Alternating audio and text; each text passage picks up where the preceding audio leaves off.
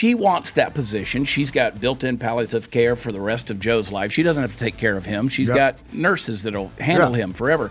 And she can go off and be the famous, at some point, former First Lady. But imagine you won the lottery. You got to be married to a president of the United States. Yep. Unfortunately, it was Joe. Right. There's a little bit of, I guess there's a little karma there, or there's some irony, or, you know. The guy is going to go down in the same conversation as Woodrow Wilson and Jimmy Carter as arguably the worst president this country's ever had. Yeah. It definitely the most inept. Yeah.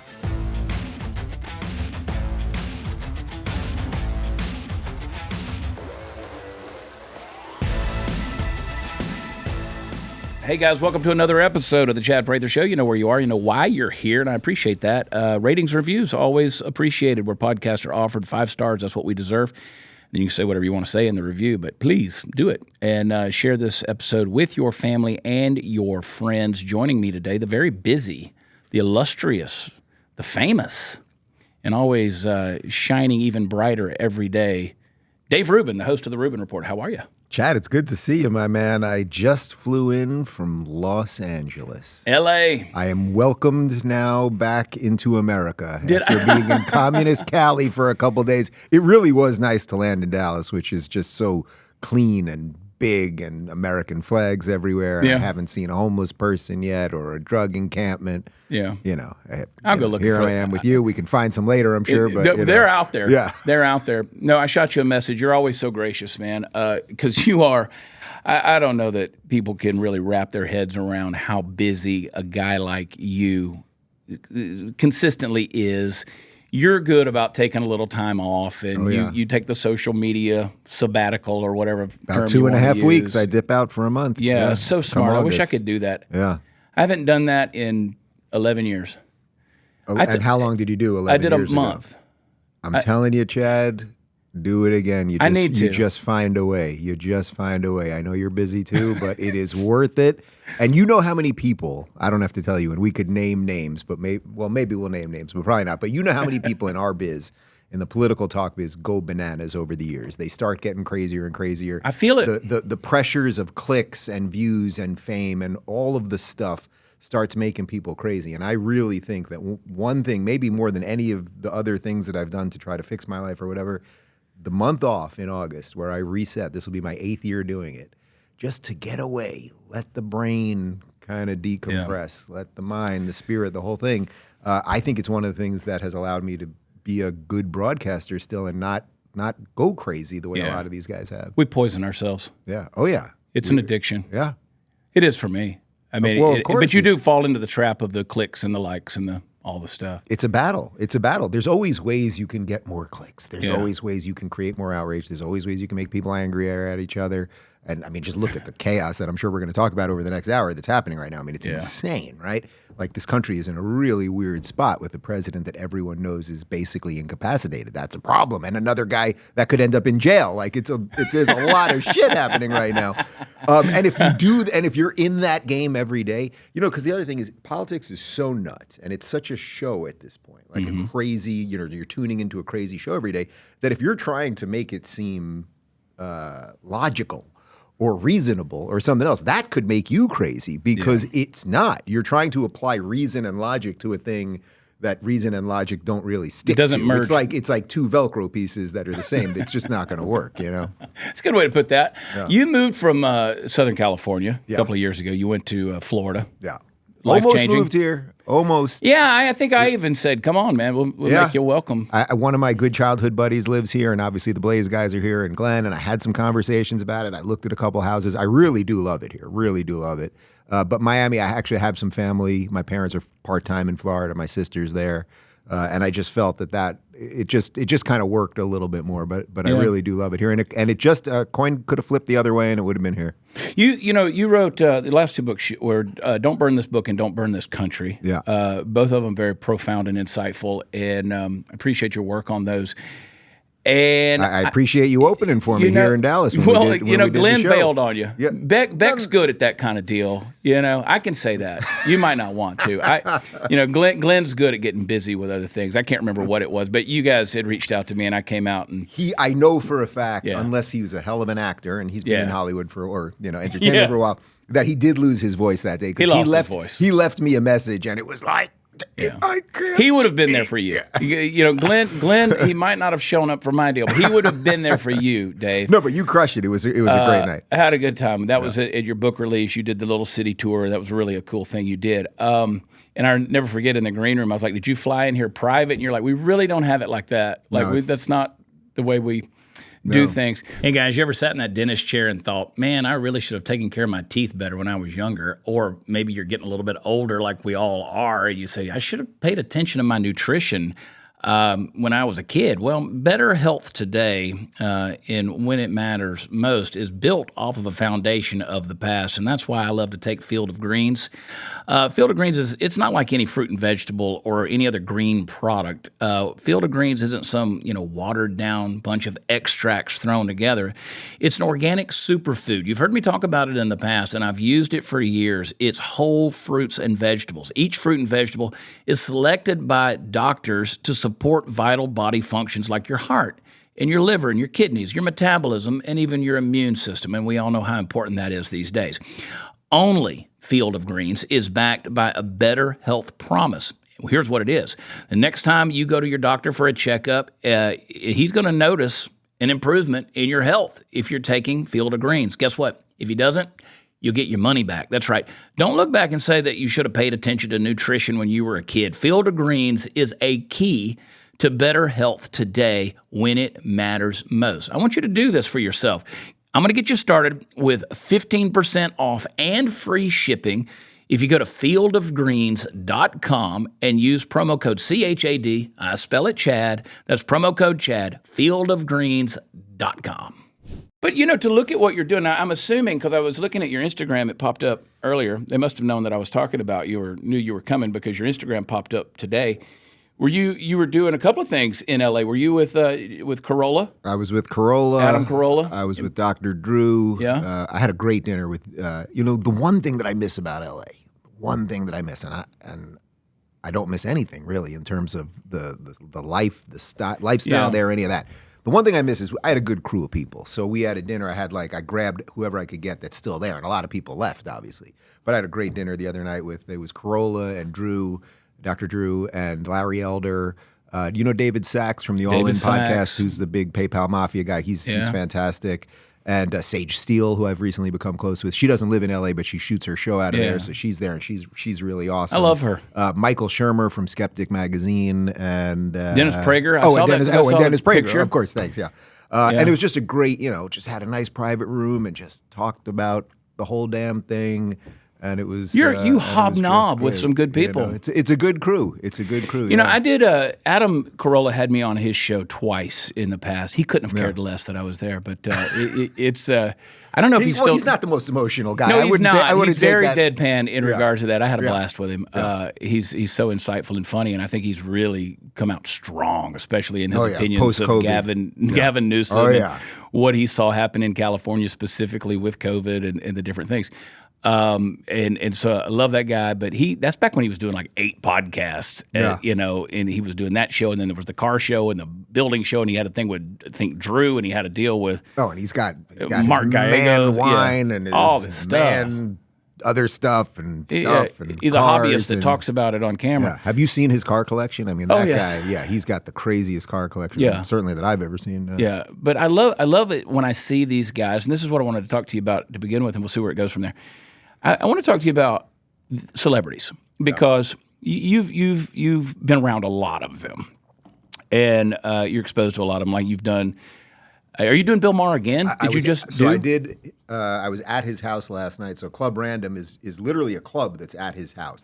That's his of course podcast. It is. And he's got L.A. There's not a lot of space. It's right. not like Dallas, but he's got a couple acres in L.A., which is pretty hard to get up in the hills. And his house is awesome. This is not speaking out of school. It was Ben Affleck and J Lo's house. That's public knowledge, so I'm not just whatever.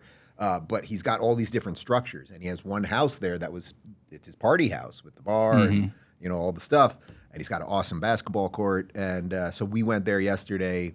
And instead of, I've been on Club Random, so this time it was kind of me interviewing him in Club Random. In his spot. And we had some tequila, and we smoked a joint, which of course, he's going to smoke. I smoked backwards.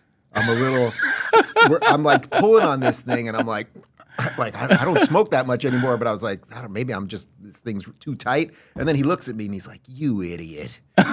You're smoking it backwards, which I still got stoned. But and then we shot some hoops, which was awesome. And I made the switch to tequila a few years ago. I think whenever you sent me a copy of Don't Burn This Country, you made a comment about drinking whiskey. And I told you when I saw you, I said, I switched to tequila. Yeah. Now I drink it every day of my life. What are you drinking? What do you like? I like Código 1530, which is actually, it's a celebrity tequila. It's George Strait's tequila, which I'm not big on celebrity tequillas. Well, I'm coming out with the tequila in I September, love you. but wait, I want to hear more about your tequila taste, and then I'll tell you. They came out with that deal, and the fascinating thing that I heard the story that George Strait did is when he went down and was looking at the agave fields, he bought all of the agave fields down there, except for the ones the big conglomerates use. So now all these smaller tequilas, if they're buying agave for their new tequila, they're having to buy it from George Strait, which I thought was pretty good. I mean, getting the source business absolutely helps. I've been working on this tequila for really about 2 years. We're making a reposado. It's good. It's beautiful. It's delicious. Repo, since I can tell a bit about tequila, obviously for people that don't pay attention at all, Blanco, it's very simple because it's basically, you're not aging it. You're just making the tequila. Spirit, that's it. You really can't. There's not too much variance in it. Yeah, you can get better quality agave, but like pretty much all Blanco is about the same. Reposado is aged 3 months, and it's a little more of a science getting that quite right because it's only 3 months, the barrel breakdown, what percentage you're doing out of red wine or bourbon or whatever, you can really affect the flavor in Reposado. And then Añejo, of course, you can get all sorts of different flavors because it ages so long, but you kind of can't screw it up because if your barrels are okay one way or another, the flavor is going to kind of come out rich. That's why you go to a bar, you can order pretty much any Añejo and you're not going to be like, ugh, this is terrible. But I really like Reposado in general. I find it a little bit lighter and whatever. And we have come up with a beautiful tequila. I'm excited. We went down to the fields and the distilleries. We spent a couple days tasting. It's all natural. It's 100% blue agave. It's no added sugar or anything like that. We added some essence of flavors. So I'm not telling people yet what the actual flavor profile is, but it's a beautiful, beautiful tequila. I'll send you a case. I can't wait. I mean, little things like that, which is no little thing to me. That gets me excited. Yeah. Hey guys, let's take a break in the show real quick. I want to tell you about my friends over at United Patriot Supply. I'm a gun guy. I love my firearms. I love stockpiling my ammunition. I've got all the stuff out there, but sometimes you run into some things that are a little bit hard to find. That's when I turn to my good buddies over at UnitedPatriotSupply.com. They're not only my friends, they're partners with this show, and I'm proud to know them because they deliver. And let me tell you, when I say they deliver, if there's stuff out there you're looking for and you're having a hard time finding it, I guarantee you there's a very good chance they're going to have what you're looking for. So go out there and check them out, UnitedPatriotSupply.com. Right now, they got a deal going. When you buy a firearm, you can get up to 5 ounces of free silver with every order. So they got a silver incentive program because United Patriot Supply, they're also United Patriot Coin, and you've heard us talk about them as well. So you buy a firearm, you get silver with it. You get a free ounce of silver for every $500 you spend on guns. That's up to 5 free ounces. So you buy a $2,500 gun, guess what? You're going to get 5 pieces of silver. That's a pretty cool deal. So check it out. It's a combined promotion between United Patriot Supply and United Patriot Coin. And just get over there and get to know those guys. I tell you, you're going to love them, and they're going to be a regular stop and shop for you. So head over to UnitedPatriotSupply.com. I discovered tequila, and I was like, because the whiskey was hurting me. Yeah. And I loved whiskey. I was a student of whiskey and bourbons and scotches, and I was a student of it, and then it was physically hurting my body. It was hurting my joints and stuff, and I said, okay, got to cut it out. What am I going to do? Because I can't drink vodka. If I drink vodka, I get naked. I wind up naked somewhere. Right, so you can do that once a month in very controlled environment. And like David DePape that attacked Nancy Pelosi's husband, he was a radical nudist. I don't know how you put that on your LinkedIn, but that's what he was, a radical nudist, and I didn't want to become that. Yeah. So a good friend of mine who's a musician based out of Texas, I was at his place the other night. We went on his tour bus, and he said, you got to taste this mezcal.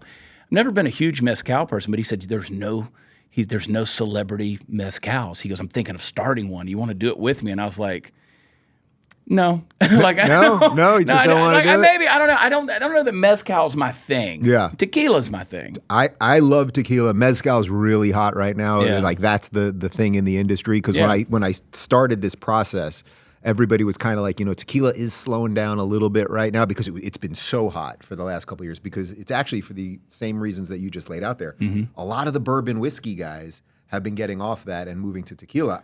I don't know, this may sound completely insane. I think it has a little something to do with, for the last 3 years, I have had every conservative in my house, every big conservative, and I have been pushing tequila on them, and then everyone loves tequila. Yeah. Because people think tequila is just, you're going to the bar, you're doing shots, you're punching a hooker. Because most airlines don't serve tequila on the deal. And because, again, whether it's the reputation or whatever, they think people are going to get wild. No, that is literally what they think. You look at they have all the bourbons, all the whiskeys, all the vodkas, and once in a blue moon, I think, if I'm not mistaken, I think JetBlue has some tequila. Southwest on there. does too. Southwest does? Southwest does too. And I don't normally fly Southwest, but I have friends that are pilots and flight attendants, and they always correct me. They're like, we have it.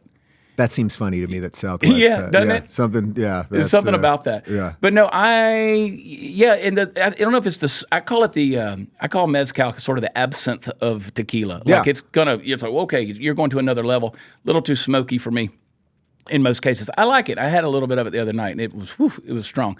But like you talk about the reposados. So the other night I had dinner with some friends, and I always have, a tequila. Here in Texas, I always have a Blanco with usually like something simple at a restaurant, Don Julio. Yeah. Blanco with Topo Chico and maybe a twist of lime. Yep. And my friend said, "Hey, I want just a 1942, which is Don Julio neat." Yep. And I sipped on that, and I go, God, I forgot how good this stuff is. Like, it's just such a simple deal. We were down in Cabo last year. I'm in Cabo as much as I can get down there. We were down there last year, and they have the Casa Azul, which is, it can get pricey. That's the gateway tequila, basically. It's crazy. Yeah. Like, they had like the black bottle, the $12,000 deal, and I was like, bring me a shot of it. I think we were at the Four Seasons or whatever. And they brought it was like a $400 deal, and I couldn't drink but like half of it. It was like too rich for my blood. Wait, I will tell you an amazing story about that bottle, that $12,000 Blanc Casa Azul bottle. I actually just told the story the other day to Carolla. But a couple years ago, I was at David Sachs, who I just mentioned. We were at his birthday party. The guy's a billionaire, so it's like, the parties are awesome. And Mark McGrath from Sugar Ray, remember him? Yep. He was emceeing the party and singing, and Coolio was there, and they had some other rappers and singers and disco guys, and they had, it's just like bananas. You've never been to a party like this. I've never been to a party like this before. Anyway, there's a table with all the gifts, and it's right next to the bar. And basically, it's like, what can you get a billionaire? So, we brought a bottle of champagne, but it's kind of ridiculous. It's like, what can you do?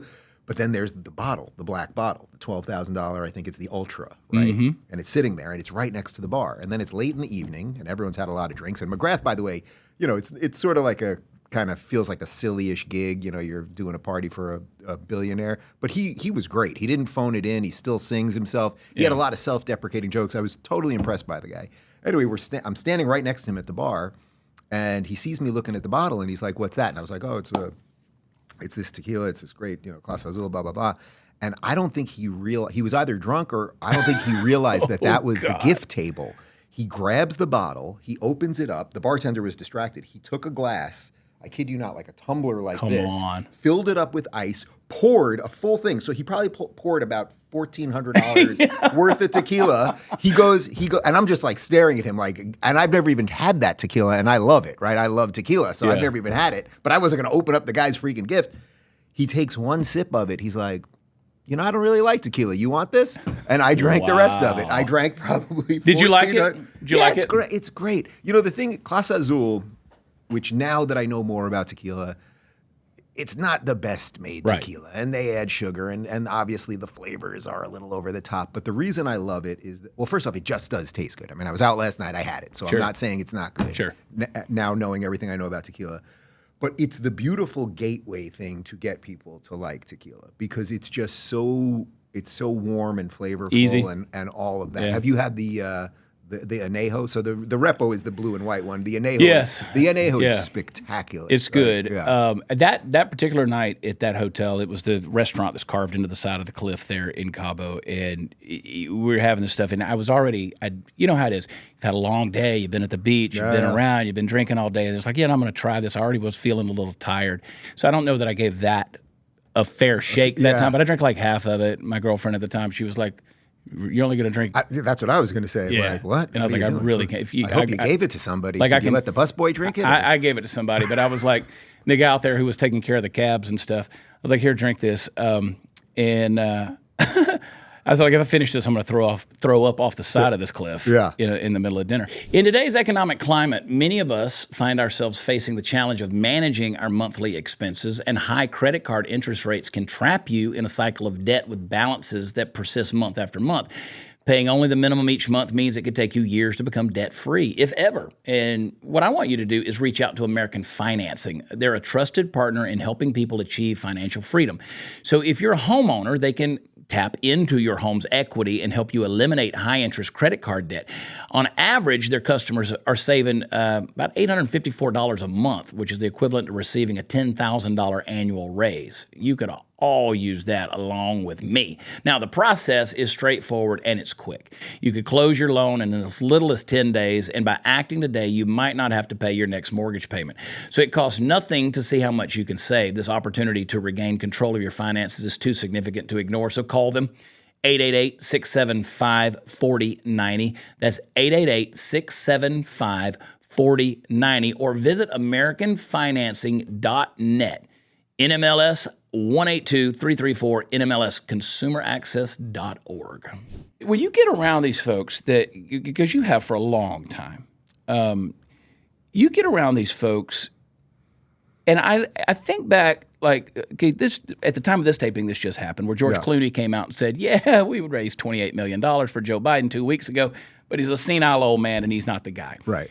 You see guys like that. You see Rob Reiner come out and he's saying he should step down. Stephen King, these people who says he should step down. Yeah, and now it list. becomes a feeding frenzy amongst the so-called celebrity elite of should he step down, should he not? I mean, George Clooney, dude, you've raised $30 million. Surely you should have vetted who you were raising all this money from. I'm assuming this literally was a month ago. Like, not 10 years ago, a month ago. Yeah, just like you would know. Yeah. And I mean, you're close enough to Barack Obama. Y'all are buddies. Y'all are on the yacht together. Y'all ferry around the world. You should know. So I'm sort of thinking maybe Obama stirred this whole dissension up at this point and said, "Hey, George, say what you need to say." Oh, I don't think that's a crazy conspiracy or anything at all. Real quick, to just connect the tequila conversation to this, you know that he's the owner or former owner of Casamigos, and then, of course, he sold it for $750 million. It's a good deal to have. He's got a little extra cash he can throw Barack's He's way got some or money. Obama's way or And Biden's he lives way. in a lake house on, Lake Cuomo in Italy. Yeah. He's doing okay. He has a house in Cabo also. Yeah, he does have a house in Cabo. Because one time I was at a resort in Cabo and we were taking a walk down the beach and I saw this absolutely beautiful house and I love architecture and we started walking to the house and next thing I know, cops driving down the thing because it's just on the beach. It's on the beach next to the hotels and that turned out to be his house. Anyway. And also Clooney moved out of L.A. Yeah. Moved out of his house there because he said, we just don't feel safe here anymore. It's almost like progressive politics something ruin about that. absolutely everything. But I don't think it's a conspiracy to think that somehow there is now some high-level coordination with some of this. Yeah. I don't mean a conspiracy like they sat down and they were handed a piece of paper and here's how we're going to do it. I think what's happened in the last couple of weeks, a couple weird things happened. And keep in mind, we're taping this on Thursday. The debate was only 2 weeks ago today. Yeah. So 14 days have passed, and suddenly the whole mainstream media in the last 14 days has woke up to what we and most of you viewers have known. Obviously, we were just in the car on the way here, and someone somehow found an old tweet of mine from April of 2020, me saying that Biden obviously has dementia, with a clip of him talking to Sanjay Gupta and his brain just breaking down. That's over 4 years ago. I'm not a doctor and I'm not a genius. But we've all been around these things. And by the way, we all, especially for us as comics, it's like we're all making fun of him, but it is quite sad at a human level, like watching someone at the end just, everyone's been hit by that either with a parent or a grandparent or something. Yeah, because my father died with dementia, so you have that, and you see the signs, and you're like, yeah, well, I can see what's going on. This ain't a stutter. No, right. This is not a stutter. And by the way, the stutter meme, that appeared out of nowhere. I'm not saying he never had a stutter, but I've been watching politics and part of politics basically since I was 13. I was into politics, and I remember Biden from back then, and I remember his presidential run in '88. And when I was 12, because that was when I really first got into politics around Bush and Bush not GW, HW. HW and Dukakis, he didn't have a stutter. So it's like they just make up all the bullshit. But I think what's happened basically in 14 days is that debate was so bad 2 weeks ago. It was so cataclysmically, obviously awful. The media did not know what to do. So it seemed that they all got a piece of paper that day, right? Because after the debate, you turn on CNN. Boy, and it changed quick, didn't it? But see, that's where people get confused between a conspiracy and just like a full-on, holy shit, we can't hide this right now. We don't know what to do. And I think that's more what happened. But I think, as it pertains to Obama and Clooney, is they did that fundraiser a month ago. Obama, if you want the number one tell on this thing, remember that video at the end where there's the three of them, and then Obama, as the applause are going, he grabs Biden, but he doesn't grab his hand. He grabs him over here, like this. He grabs him on his wrist to lead him, starts pulling him, and then he has his arm around him, but not his arm around him like I'm your friend, more an arm around him like Grandpa, don't fall down the stairs. And Biden looks confused, doesn't know where he is. And the reason I mention that is Obama knows exactly what he's doing. There's a lot of things you can say about Barack Obama. He is seriously calculating. It seems fairly obvious to me he's been running this show the entire time. And that's exactly why the day after the debate, he offered the support for Biden. Because the support is, I need this guy. I need this guy, meaning I have my third term right now and I'd like a fourth term. So I think now what's happened in the last 2 weeks is they do that Stephanopoulos interview, freaking disaster. They do that Joe Scarborough interview on the phone. It was even worse than that. Right? And for a minute, I was watching that one, and I was like, is this phone or video? Because his face doesn't move either way, so it's a little hard to tell if it was just a picture. This might be a Zoom call. Yeah, exactly. But I think basically what's happening now is they cannot control the narrative. The Democrats and the media are really good at controlling the narrative. This thing's breaking down at a freaking radically fast pace. And also, who the hell knows who's in charge of Joe? Is it Jill? Is it the crackhead son? We just don't. There's so many pieces we're missing, and that's why I say it's like a conspiracy, but not necessarily a fully coordinated conspiracy. It's like a conspiracy of dunces and craziness, making and it up as they go. And these are already insane people who are power hungry and thirsty, and they'll do whatever they got to do to retain the power. Yeah. And I did notice when he was walking. Joe off stage, he gives him the little pat right between the shoulder blades, kind of said, you did good. It's sort of like encouraging your grandpa. And what did Jill Biden say to him after the debate? Yeah. You answered all the questions. This is not normal, man. Like this is You've got all the facts right. Yeah. And she is. I mean, isn't it bizarre? She became Palpatine in this story. She really did. Unlimited power. That's what she wants. Put yourself in her shoes. Like imagine, because obviously she's power hungry. And she wants that position. She's got built-in palliative care for the rest of Joe's life. She doesn't have to take care of him. She's got nurses that'll handle him forever. And she can go off and be the famous, at some point, former first lady. Right. She's going to have more years than him. That's fairly obvious. But imagine you won the lottery. You got to be married to a president of the United States. Yep. Unfortunately, it was Joe. Right, there's a little bit of, I guess there's a little karma there, or there's some irony, or the guy is going to go down in the same conversation as Woodrow Wilson and Jimmy Carter as arguably the worst president this country's ever had. Yeah, it definitely the most inept. Yeah, no, this is. I mean, certainly. Look, I was born when Carter was president, so I don't have a lot of firsthand knowledge of that. But obviously the country was really banged up, and then thank God Reagan came around and we had pretty much 8 great years under him. But this has been a disaster. And the problem is it's not just a disaster in the things we can see, but the 8 to 10, or now they're saying even maybe 12 million people that have come into this country. We just have no idea when the real disaster is coming as it relates to that. In terms of terrorism, in terms of just the collapse of our services, all of those things. So there's a lot of stuff there. But we mentioned Dr. Drew before, and I was on his show yesterday. He mentioned something that I thought was really interesting related to, and he's a clinical physician and everything, related to Biden. He said that what we're seeing here isn't necessarily the conspiracy that we kind of just talked about. It might literally be as simple as he is an 81-year-old man who has been the patriarch of a family, loomed large, senator, VP, president, and now the family itself is going through the when do we take the keys from dad kind of thing, and they don't know what to do. So that adds another more personal element to it too. That nobody wants. Does the son, the crackhead son, want to be the one? Oh, I want to take the keys away. Meaning, Dad, you're going to step down, and now I might end up in jail because they're going to be looking for scapegoats, and my protexia will dissolve, and all that kind of stuff. Does Jill want to do it? She's on her, or they're just all afraid of him. So I think it's not just political conspiracies. There's a family dynamic there that I think is fully legit and real. Yeah, one of the things that I noticed with my father as he declined with his dementia is you could go into the room with him and he recognized you. He knew who you were, and he become nonverbal at the end. So he struggled trying to communicate. He was still trying to talk, but he could not. He couldn't understand what he was saying. But you could see that he recognized you. He understood what you were saying. But then when you saw him, 12 hours later or the next day, he had no recollection. You could tell there was no recollection. It was all brand new again. Yeah. So when you have 10% for the big guy, and Joe is this rough and tumble, hey, I'm going to smile crooked at you and tell you, Jack, this is the way we're going to be. And now you see this shell of a person who obviously has run this crime syndicate that is the Biden family of peddling influence. And, we're going to turn our son into a crackhead as a scapegoat so we can get him to do the business with Burisma and Ukraine and China and all these other things. And, hey, we'll always have – I mean, you're a piece of shit if you just – like I groomed my son to be the scapegoat for the family mafia organization or whatever the fact it was. that I mean, we don't have to rehash the whole Burisma thing, but like the fact that his son, who had no skill, no expertise in energy or anything about Eastern Europe or anything, became – an advisor for a Ukrainian energy company, coupled with the fact that now we're in this not war with Ukraine or in Ukraine. It's all just so damn obvious. It's just all so obvious. It's there. Yeah. And I don't like Casamigos tequila. No. I'm not a fan of it.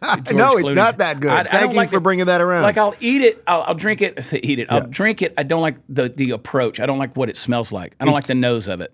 It's not a great tequila, but I will give credit where credit is due. If you pump enough money into something and you've got the name George Clooney, he has done something where people go to a bar, they see 20 tequilas, and they just say Casamigos. They don't know exactly why. The name is also quite good. It's got multiple syllables, they combine two words in it like... that sound cool, Casa and Amigos. It makes sense. I don't know how you segued us back there, but that was pretty good. Well, because it's always on my mind. It's always on my mind.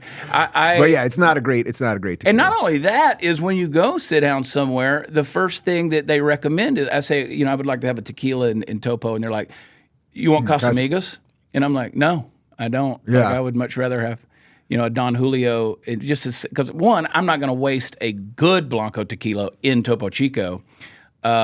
If you had the Lalo or Lalo, that's Don Julio's grandson. Oh, is that right? Yeah. I didn't know that. So but that's a good one, and that one, if I'm not mistaken, is totally additive free also, which is so it's clean and nice. So the price cool point bottle. on that is like $45 a bottle, which is not, if you're just every day. I mean, you go to my cabinet in my house, open it up, and I promise you, there's bottle after bottle of Blanco tequilas ready to be mixed with something, and then I've got the special. They're the good stuff. Have you tried Fortaleza? Mm-hmm. So Fortaleza, which is one of the few tequilas left made the old-fashioned way. I mean, they're literally still have the horse, pushing the thing around that's crushing the agave. That is clean and great. They have trouble scaling it. Actually, it's really hard to get now because it's made the old-fashioned way, and they're not. Takes a minute. It takes a couple minutes. So in between, you got McConaughey, you got The Rock, you got George Clooney, you got all these people who have the tequilas. When it comes to celebrities, whether it's tequilas or politics, why the hell do we listen to celebrities?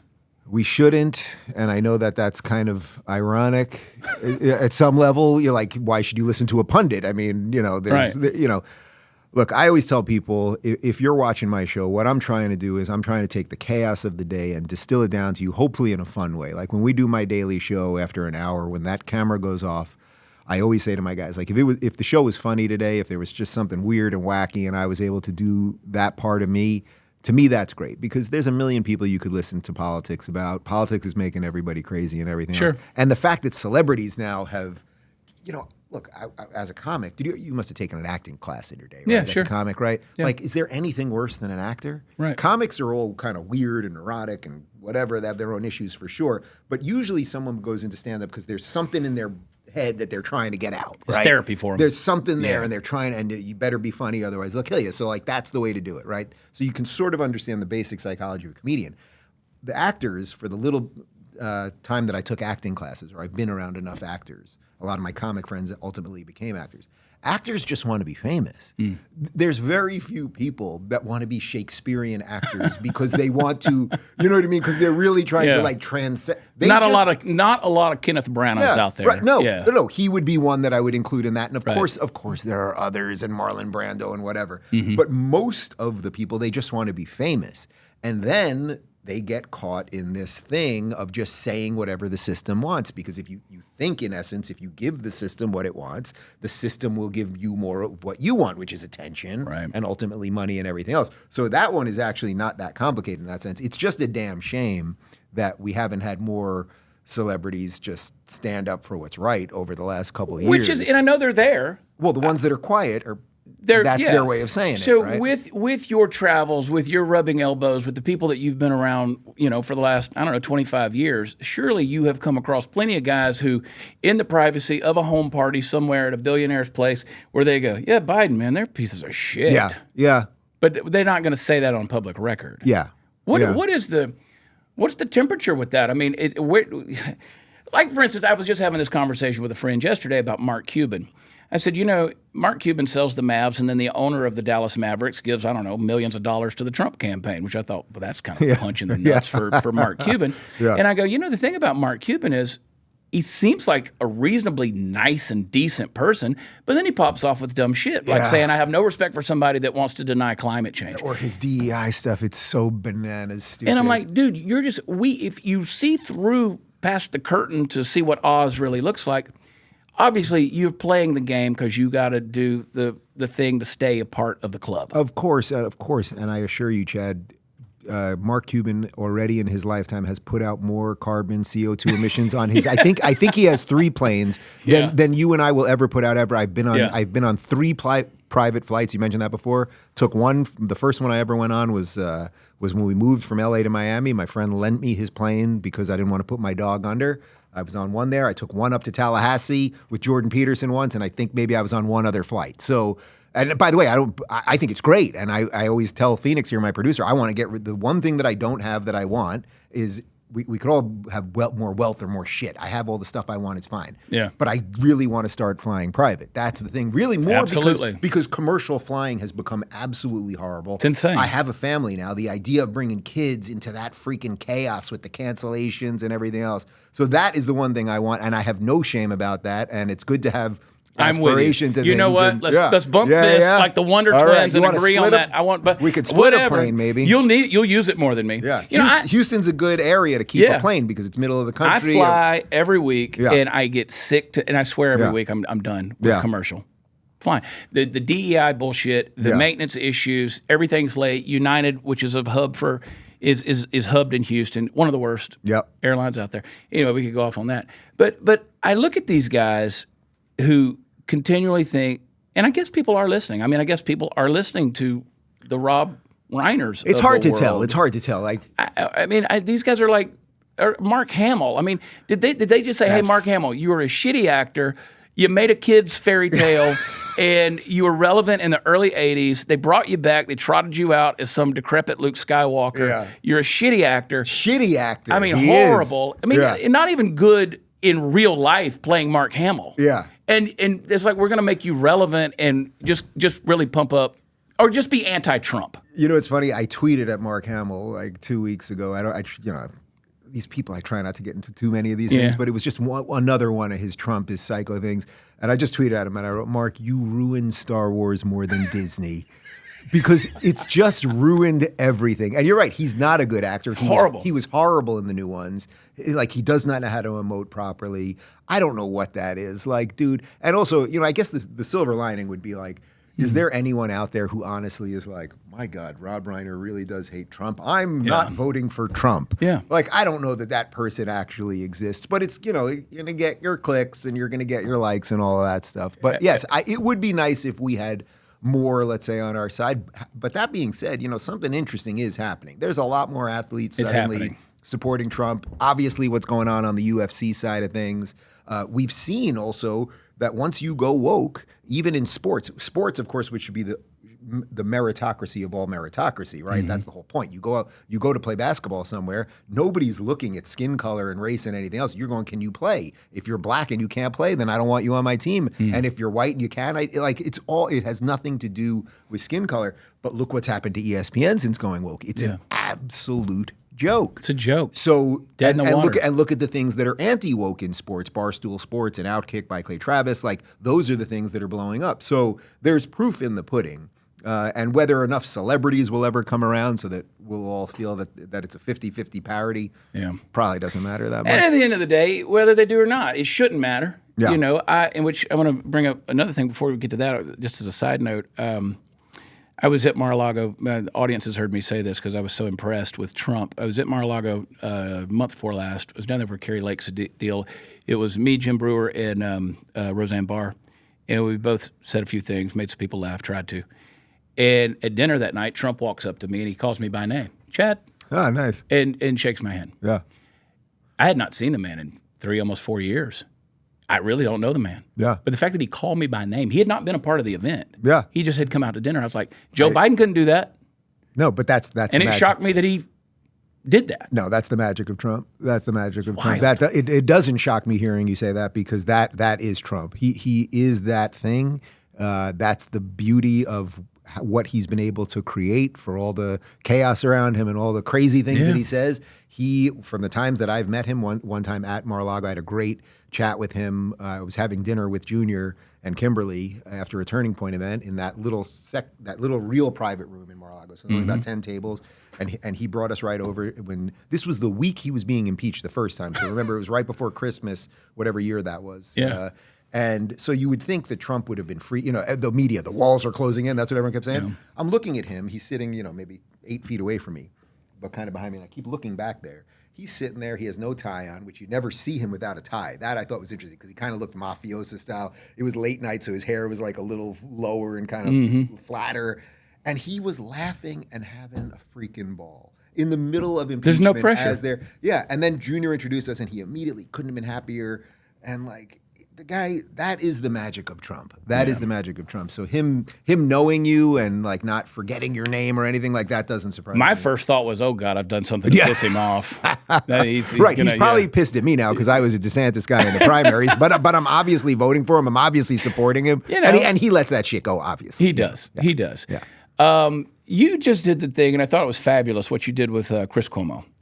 And that was a great conversation. Thanks. And it's amazing to me that Chris, and I'm not asking you to, I don't know your level of relationship with Chris. I'm not asking you to. You saw it in that room. That's it. That's That's what you had. So I'm happy to. But it's amazing to me on different interviews how he's doing all the things that he persecuted people for doing, but then he wants to say, I didn't persecute people.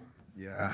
That's insane to me. That level of just, you talk about the Velcro that doesn't stick. I don't understand. How can you, in your own brain, justify that? This has come up several times in this little press thing that I'm doing this week and bouncing around. People have been asking me a very similar version of that because nobody can make sense of that. It's hard to imagine as a human how you could do that kind of thing, be so disassociated from your behaviors and your actions previously. So, look, when we were we did that in New York City at his place. So now, first off, try to imagine if we were in your house right now. You and I are buddies, so it would be the same, basically, But if I didn't know you and we had been adversarial and now I'm in your home. So I've said horrible things about him, obviously, unbelievably horrible things, relentlessly. But now I'm in his home. So now, the nature of that already you got to kind of cool it off right at the beginning. Also then, I grew up in New York. His dad, Mario Cuomo, was a great governor of New York who my parents loved and wanted to run for president way back when. So I mentioned that. I was trying to do a little, but then I also said to him, listen, I know you know what I've said about you. And he said, yeah. And then we basically sat down and then you saw it all happen live. Yeah. But the thing you're asking about, this thing where he basically got everything wrong alongside his brother who was governor, and his brother who was governor, people absolutely died because of him. That is not a political statement or a hyperbole. He put older people with COVID back into those homes. People died because of him. Janice Dean, the Fox News meteorologist, both of her in-laws died in that situation. I mean, she has a serious amount of hatred for that guy, and she's basically the happiest person I've ever met, the smiliest person they I've really ever met. Uncaged a tiger. They created a tiger, then uncaged it with her. And that will be her thing for the rest of her life, what they did to her in-laws. The weird thing about Cuomo, because he's personable. And then he lived on Long Island for a while. That's where I'm from. So we had that thing, right?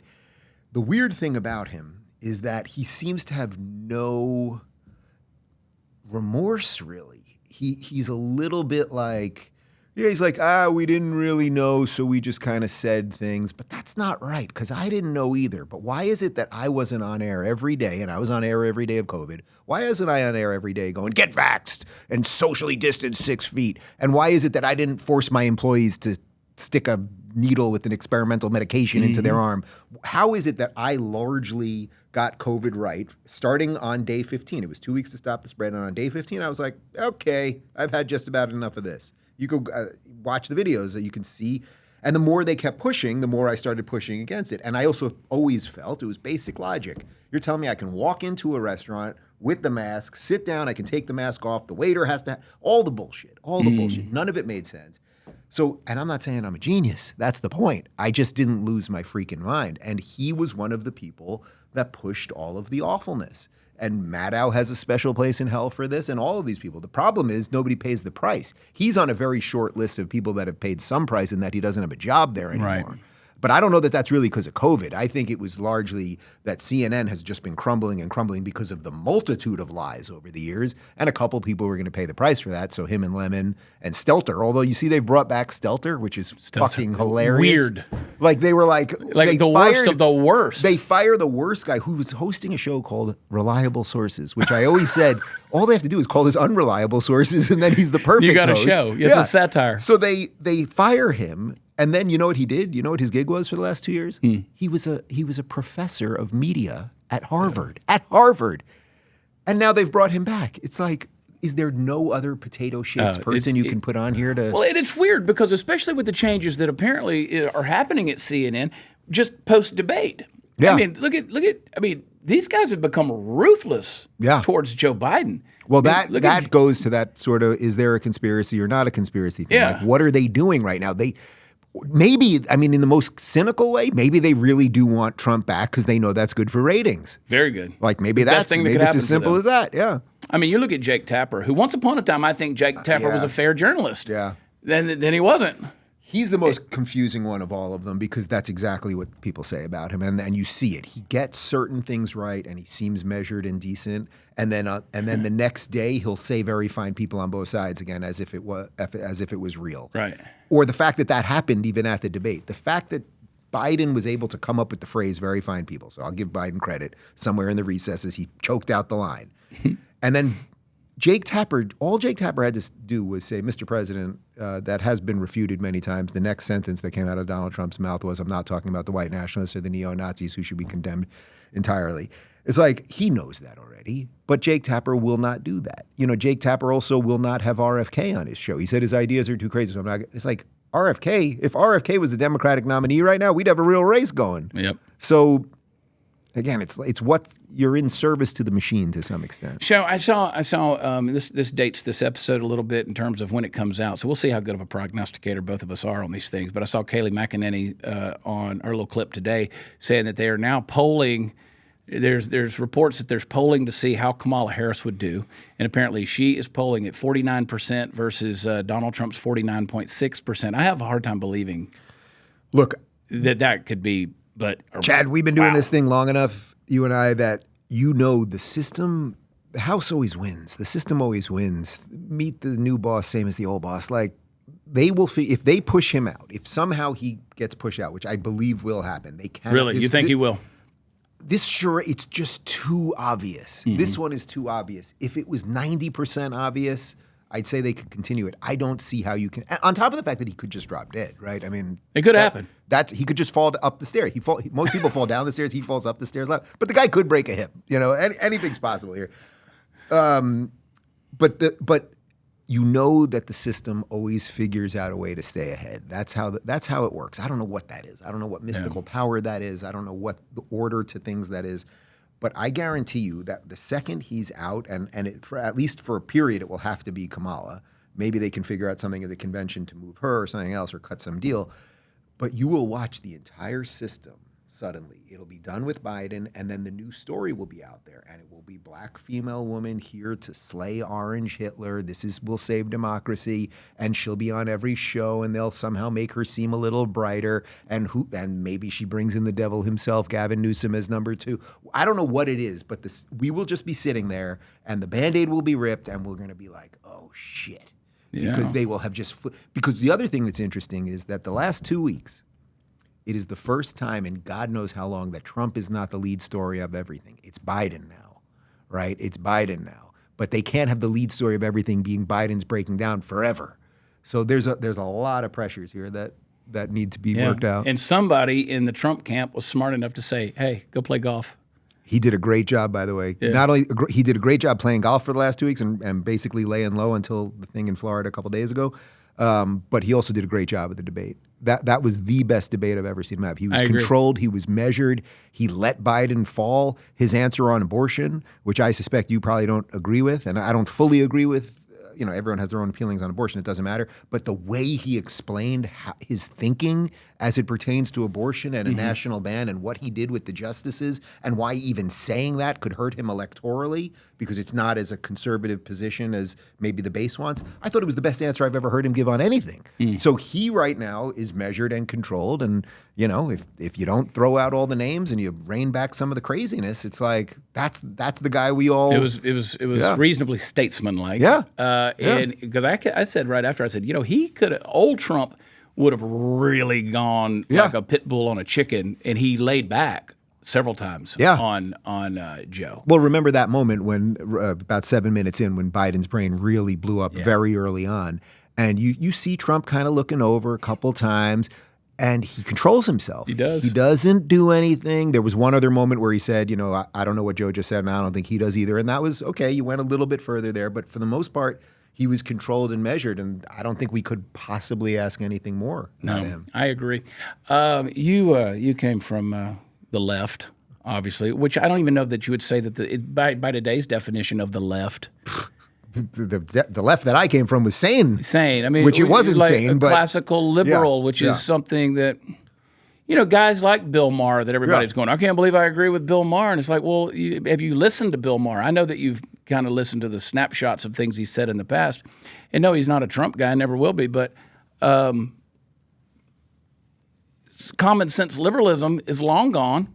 The founders were all classical liberals. The founders actually described themselves as classical liberals. They didn't describe themselves as conservatives. Classical liberalism, you believe in individual rights and laissez-faire economics and logic and reason, and you believe that ultimately now that the founding of this country is good and that Enlightenment values are good. And I would say that really the difference between that and sort of pure conservatism is that generally conservatism has a little more attached to religion.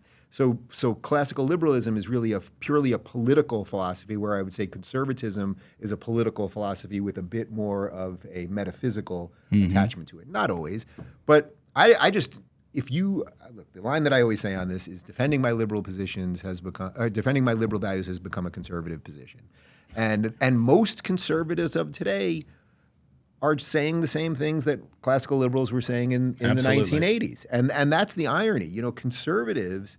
The left has gone off the deep end, meaning the left just went left. Conservatives in many ways moderate on a whole bunch of things. And I think that's why what Trump has the opportunity to do right now is so incredible. Trump has the opportunity to take everybody right now. Let's remove the true woke lunatics, the true gender cultists, and the real crazy, piece of the Democrat Party that's lost. You could basically take the rest of the country that is willing to agree or disagree on abortion, but leave it to the states. That would be something. The rest of the country that wants you to be able to be in what relationship you want, but not force it on anyone or force any religious institution to be part of that. Most of us can agree on that. The rest of the country that wants actually a little bit more of their dollars to stay in their pocket instead of going to the government and try to keep taxes as low as possible. The rest of the country that doesn't want to be in endless wars anymore. Like, he can pick all of those people. I truly believe that could be 80% of the country. Now, that doesn't mean 80% of the country is going to vote for him because the media can still scare the hell out of 30% of those people, and that's why our elections are so close. But in terms of what Trump has done, Trump in many ways, he now says he's a conservative or a Republican, but he really is kind of an old school New York liberal, the way that would have been thought of in, say, the 80s, which is when he grew his entire machine. And that's what the country is. That's what the country is. That's why 20 years ago, you could have a Republican senator and a Democrat senator go out to lunch, disagree about things, but genuinely be friends, where now it's almost impossible. When I go to D.C. to do interviews, we send out we send out the invites to everybody, anyone you can think of on both sides. We don't get responses from Democrats. We don't even get no's. We don't from anyone. And Chad, you know, I'm not thought of as the most hardcore, hardball interviewer, but people used to criticize me for being a softball interviewer. And I would treat these people exactly how I would treat anyone else. So we get all of the Republicans and we get none of the Democrats. And that's the fault of what the left has done. That's insane. Yeah. Your time is valuable, and I know you got other places to be, but I want to ask you a couple of things. One, before we turn you loose, and I don't see you again for 2 more years. Then I get to run around Dallas and see what happens. And we get you ahead of traffic here. No, I got to get to Houston. I want to do something with you in Houston because I told you I'm due for dinner with Clyde the Glide, so I got to get to Houston. Every time I'm around you or talk to you or text message you, there's always, I got to go see Dr. Phil or Clyde Drexler, or like I was sitting there the other day and that picture of you and Larry Elder and Sage Steele, who I'm in love with her. Yeah, she's great. I'm in love with her. And her husband, I'll never know. But she's divorced, recently divorced. She's out there right now. She's looking. That's what I wanted to hear. Call me, Sage. I'll kick my shoes off and podcast with you, girl. Podcast and chill. Yeah, podcast and chill. Carolla and all. I see a picture of all these guys. You know, there's Dr. Drew and all these guys, and I'm like, yeah, there's Dave. He's still not thinking of me. I see. Well, it was in L.A. If it was here, whatever. If it was here, no. What? The Rubin Report. Obviously, you're out every day. You got your programming every single day. Every day. And you got any books coming out? You working on anything new, or are you taking a hiatus from that? No, you know, we wrote the 2, and I think they're both great books, and they did really well, and I'm very proud of what I did there. I've loosely, I always thought it was going to be 3 because the idea was don't burn this book really was laying out all of my political beliefs, and it's a defense of classical liberalism. Don't burn this country was if you don't take the ideas of the first book, here's what we're going to be in, and it's quite literally exactly what we're in right now. And the third book, which if you think hard enough, you could probably figure out what the title would be. I sort of feel like I need to get to the other side of this election before I can write something sensible. Yeah. Because every election is the most important, whatever. This one is so divergent in the way the future of the country could go that I don't know that I can write something that's going to really make sense. So I have like a loose sketch, but very, very loose. Early that in the process of putting a book out is an ass whipping. Oh, it's not just writing it, but everything else involved. It's an ass whipping. It's a lot, and I got a lot on my plate as is. I really do enjoy it. Like I like writing. I like going back and forth with the editor. I like the push and pull of all of that. But it's a serious time. So two things I want to clarify. One, help me pronounce once and for all, settle a debate. Sinks, pronounce his name. Pronounce his effing name. His name is pronounced Jank. Jank. See, that's some bullshit. How does he say his last name? Uyghur. Jank Uyghur. Jank Uyghur. Who never crosses my mind ever, but for some reason, the way my brain works with you sitting here, because Young Turks, Jank Uyghur. I will forget it by the time we leave this campus. Yeah, 30 seconds. I mean, he's a terrible person. He's a grifter and a fraud, and you know, I will give the guy credit for one thing. I will give him credit for one thing. He was early in on YouTube. He was one of the first guys doing politics on YouTube, so he did see that. He saw that new road to be blazed, and I do think that trailblazed, and I think that that's worth noting. Who has a name spelled Cenk and calls himself Jank? Yeah. That's the best thing I can say. I'll tell you something horrible about him. I used to play basketball with him and a lot of the Young Turks guys every Sunday in L.A., and he was the biggest bitch I have ever seen on a basketball court. Complaining. If he didn't get a call, he'd literally kick the ball down the freaking court. The court that we played on was across the street in Bel Air. It was across the street from Ronald Reagan's old church, and we played on Sunday mornings. Twice, police officers showed up to the court to tell him to stop screaming because he was interrupting services. Like, really think about that. Wow. An adult. This is not a 15-year-old, you know what I mean? This is a 40-something-year-old man. You're fucking up the benediction. Yeah, and trust me, you don't want to touch that fat, hairy, sweaty fuck when you're guarding him. People that are out there, it's unhinged. But we agree on this, not only tequila, which we still need to get together and drink some of it, but we also agree that Megyn Kelly's hot. Oh, she's awesome. She's hot, she's awesome, You know, everyone wants Megyn Kelly. The thing about Megyn... It crosses everything. ...is the way she thinks and talks turns me on. And her booker reached out to me a while back. Yeah. And they said, like a month earlier, they said, we want you on the show. You know, Megyn had mentioned me on the show a time or two. And she's like, Megyn loves you, blah, blah, blah. She wants you on the show. Your energy will match and the whole thing. And the day I was supposed to go on, they started bombing Israel. And I was like, well, there goes that. Sure shit. There's the So you email. haven't been on? No. Oh, I will gladly tell Megyn to have you on. Well, they're like, listen, every now and then I'll hear from Jordan, her booker. She's like, or Elizabeth. She's like, we want to get you, or her last name is Jordan. So we want to get you on. We still want to get you on. Yeah, blowing smoke. All right, I will. You have my word. Here's the thing I need from you, Dave. Now yes. What else can I do for you? Some tequila, get you on Megyn Kelly. What else? I left the Blaze. We're doing basically an independent thing here. Yeah. We're throttled by all the big tech deals and the whole thing. Don Jr. connected me with the head of conservative policy at Meta. I went to dinner with him in San Antonio. I didn't know that position existed. He said, what can I do for you? I said, go hit the button that resets all the algorithms so all the millions of people who have subscribed to follow me over the years can see it again. He's not allowed in that room. He goes, that button doesn't exist. I said, no, you don't have the power to touch it. Exactly. You don't know where that button is. That's the problem. Yeah, I need all the help I can get. I'm joking with you. But yeah, dude, I appreciate you. Well, I don't know that I can help you with that, but I can get you tequila. I can work on Megyn Kelly. Slap Megyn come on, around. Give me a third thing. Give me one other thing. I can't help you at Facebook. Tell your guys that, every night. See, the thing is, and here's what I try to remind people, like even Megan's people's like, I can be serious sometimes. Yeah. Like I can talk about serious issues. But no, you've had me on your show a number of times, and I appreciate that. And where's Phoenix? And Phoenix out. He dipped out. He couldn't take it. I was going to tell him to book you, and now he's not even here. We don't have to hold anybody accountable on this thing. No, you're the most important thing is you're my friend. You made time for me. And I can't even tell you guys, Dave landed here in Dallas, and he came out of his way. I texted him. It was funny. I texted you, and you said, hey, I've got a new number. Text this one. And I didn't hear back. I said, Prather, Chad, whatever. And 3 days later, I got a text from your old number that said, this is actually the right number. You were off by one digit. I literally and you know what? Yeah. I always, and you've always been so gracious, and I appreciate that about you because you're real. And even though you're in all these spaces and your trajectory just never diminishes. It's always up, up, up. And I appreciate your voice. But you're a friend, and I'm thankful for that. Likewise. Well, I will get to Houston. Me, you, and Clyde the Glide. We'll go eat some brisket.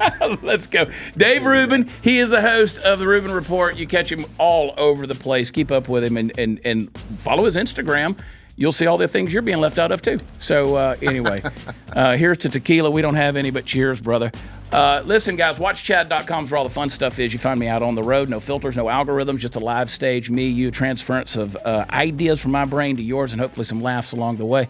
Come find me out there. Join the family at thechadprathershow.com. Drop your email. We will not spam you, but we will send you a newsletter on Fridays because we love you that much. We want to keep you up to date on everything. So for Dave Rubin, safe travels to you, my brother. And to the rest of you, we love you. God bless you, and we'll talk to you next time. Bye.